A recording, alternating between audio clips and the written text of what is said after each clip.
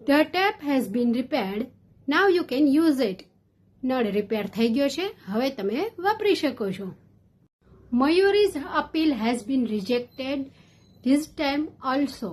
મયુરીની અરજી આ વખતે પણ નામંજૂર થઈ. Mr. Dave has been left this school since 2020. શ્રીમાન દવે આ શાળા 2020થી છોડી દીધી છે. My scooter had been repaired before I went to the garage. હું ગેરેજે પહોંચ્યો તે પહેલાં મારું સ્કૂટર છે એ રિપેર થઈ ગયું હતું. Since when has Mr. Pandya been here? શ્રીમાન પંડ્યા અહીં ક્યારથી છે? Pinky has missed her eyes since she was born. Pinky જન્મી ત્યારથી તેની આંખ ગુમાવી દીધી હતી.